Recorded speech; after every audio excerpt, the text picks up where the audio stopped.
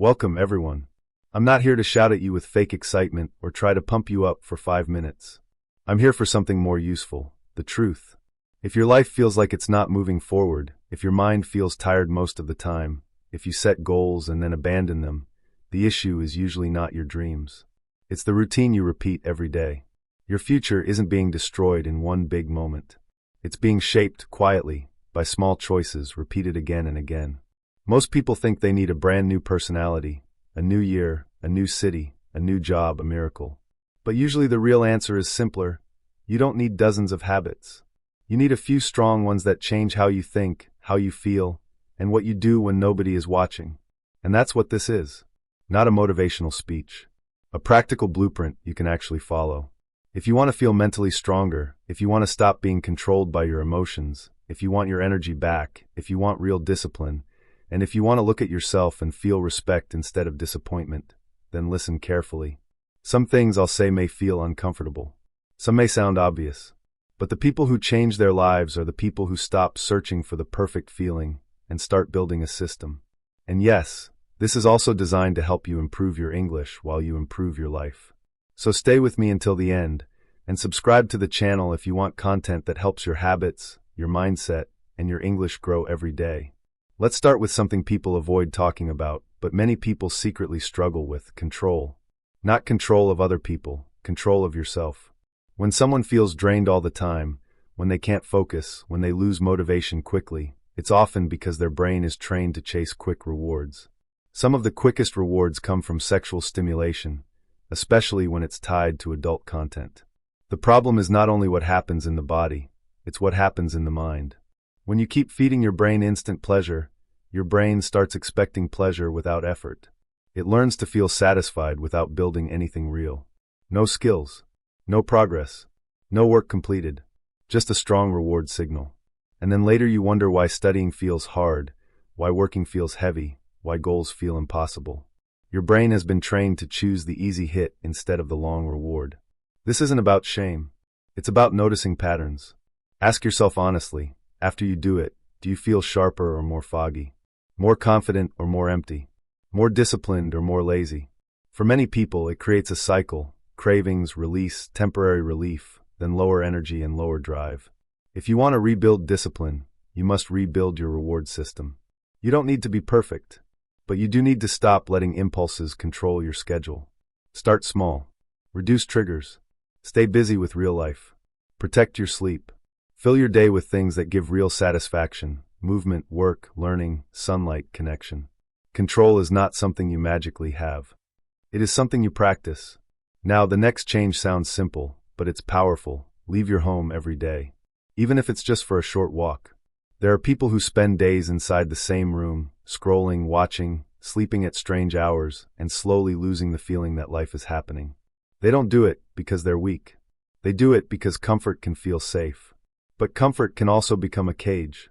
When you stay inside too long, your brain starts thinking you are hiding. It starts turning the world into a threat. Your confidence shrinks, your social energy fades, and you begin to feel like a spectator in your own life. When you step outside, even for 15 minutes, you send a different message to your brain. I'm here. I exist. I'm part of the world. Sunlight, wind, real sounds, real faces. These things reset your nervous system in ways you don't realize until you've been without them for too long. Don't wait for a big reason. Make the act of going out the reason. Walk to a shop, sit somewhere, look at the sky, breathe slowly, let your mind stop spinning. The goal is not to be productive. The goal is to return to life. Another habit that destroys people quietly is eating for emotion instead of hunger. Many people don't binge because they love food. They binge because food is the easiest comfort. When you feel lonely, stressed, bored, angry, or empty, food becomes a quick way to change your mood. It doesn't argue with you. It doesn't judge you. It gives you a short moment of relief. But then the relief ends, and the guilt arrives. Then you feel heavy, tired, disappointed, and you think, what is wrong with me? Nothing is wrong with you. You're coping. But the coping method is hurting you. The real issue is not your stomach, it's what you're trying not to feel. If you want to stop binge eating, you must stop fighting yourself with hatred.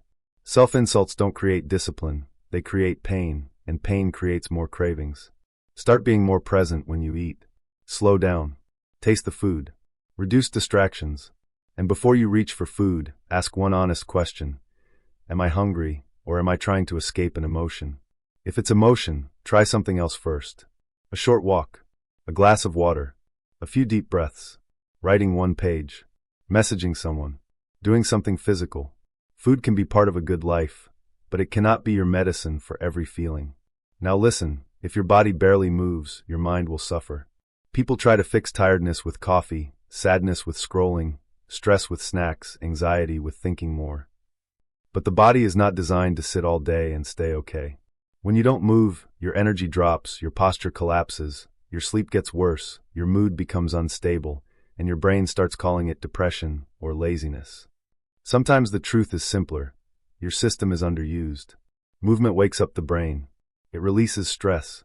It improves mood. It clears the fog. It brings you back into your body. You don't need a gym. You don't need fancy clothes. You need consistency. 10 minutes. 15 minutes. A walk. Squats. Stretching. Dancing. Stairs. Push-ups. Anything. When you move, you start proving something important to yourself. I can act even when I don't feel like it. And that belief is the beginning of discipline. Another thing that steals energy from people is sugar. Many people aren't addicted to hard things, but they are trapped in constant sugar cycles without realizing it. Sugar gives a quick rise, then a crash. It makes cravings stronger. It makes mood unstable. It can steal focus and leave you feeling tired even after you eat. If you reduce sugar for a while, many people notice their mind becomes calmer, their sleep improves, their cravings reduce, and their energy becomes more stable. The first days are uncomfortable because your brain will demand the reward it's used to. But if you push through, your body adapts and you start feeling more in control. Drink more water. Choose simple foods. Read labels sometimes. Don't try to be perfect, try to be consistent. Now here's one habit that looks small but teaches a big lesson: doing something uncomfortable on purpose. Cold showers are a popular example, but the real point is not the water. The point is training your mind to stop running from discomfort. Every morning you have a choice: follow your excuses or lead yourself. When you deliberately step into something challenging, even for a short time, you teach your brain a new identity. I'm the kind of person who can do hard things. Start tiny. 10 seconds. Then 20. Then build. It's not punishment. It's practice. Let's talk about mental sharpness. Most people complain they can't focus anymore. They can't think clearly. They feel distracted. That's not only because life is busy, it's because the brain is trained for fast stimulation. One simple way to rebuild deep focus is to do short math or logic exercises daily.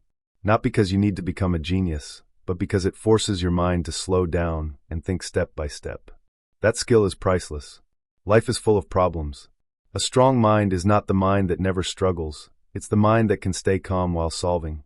10 to 15 minutes of mental training daily can do more for your clarity than hours of motivational content. And speaking of content, what you feed your brain matters. If you consume noise all day, your mind becomes noisy. If you consume drama, your mind becomes reactive. If you consume constant short videos, your attention becomes short. Reading is the opposite. Reading is calm, deep, structured. Reading a little every day is like giving your brain clean food. You don't need a huge library. You don't need to read fast. You only need a small daily promise.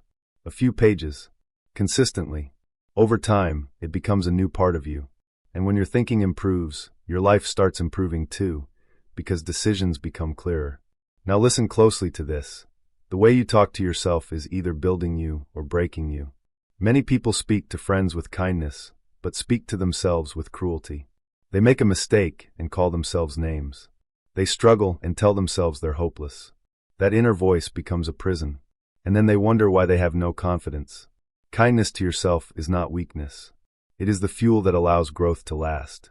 You can improve without humiliating yourself. You can be honest about mistakes without destroying your self-worth. Start noticing your thoughts. When you catch a harsh sentence, rewrite it into something realistic and supportive. Not fake positivity, real encouragement. The kind you would give to someone you love. Finally, one of the most powerful habits for clarity is writing. Journaling is not about being a writer. It's about giving your thoughts a place to go. When emotions stay trapped inside, they grow louder. When you put them on paper, your mind becomes quieter. You start seeing patterns, What triggers you, what drains you, what energizes you, what you keep avoiding, what you truly want. That awareness is freedom. You don't need rules. You don't need perfect grammar. Right honestly, some days it's a few lines. Some days it's a full page. The point is release. The point is clarity. If you're still listening, here's the final message. You don't need to change everything today. But you do need to start. Your life changes when your daily system changes. These habits are not magic. They are not trends. They're the kind of foundations that build a stronger mind, a calmer body, and a more disciplined identity. Start with one habit. Repeat it for 30 days. Then add another. Then another. Watch your energy shift. Watch your focus sharpen. Watch your confidence return. You are not too late. You are not broken. You are not lazy. You are simply running a system that doesn't support your best self yet. If this helped you, don't just close the video. Save it. Share it. Apply it. And if you're learning English, watch again and practice. Let your English improve while your habits improve. Subscribe if you're ready to become stronger, one habit at a time. This isn't the end. It's the beginning.